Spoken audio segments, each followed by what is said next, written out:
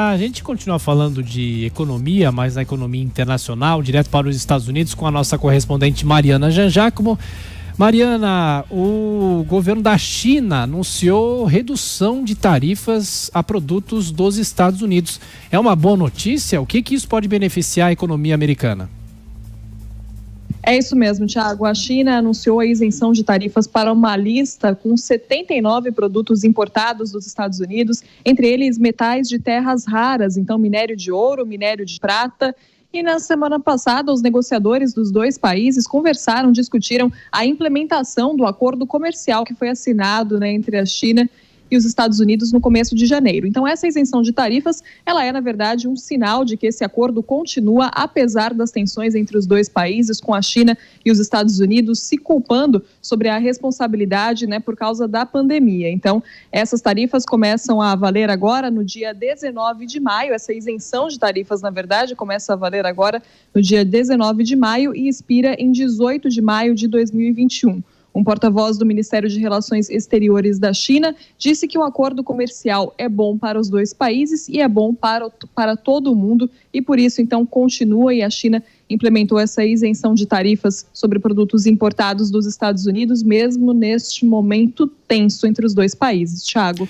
Mariana, hoje o Senado americano promove uma espécie de audiência com autoridades para falar sobre a Covid-19. Como é que será essa audiência? Imagino que seja uma audiência virtual, né?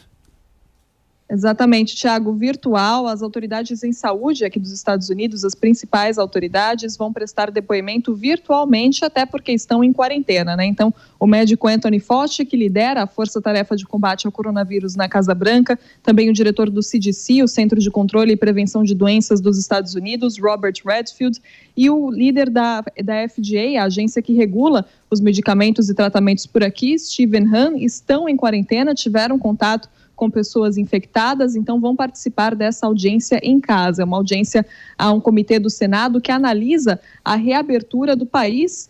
Então, por causa disso, existe uma expectativa muito grande aqui sobre o que essas figuras importantes na área médica dos Estados Unidos vão dizer. Inclusive, o jornal The New York Times chegou a publicar uma reportagem dizendo que o depoimento do médico Anthony Fauci hoje deve ir muito na linha de alertar sobre os perigos, os riscos de começar essa reabertura no país muito cedo. Lembrando que uma série de pesquisas aqui de cientistas já estimam um aumento no número de mortes e no número de casos por causa dessa reabertura em alguns lugares que ainda não estariam prontos. E também lembrando que Anthony Fauci foi impedido pela Casa Branca de prestar depoimento em um subcomitê da Câmara dos Deputados que também analisa a resposta do governo norte-americano à pandemia de coronavírus. Thiago.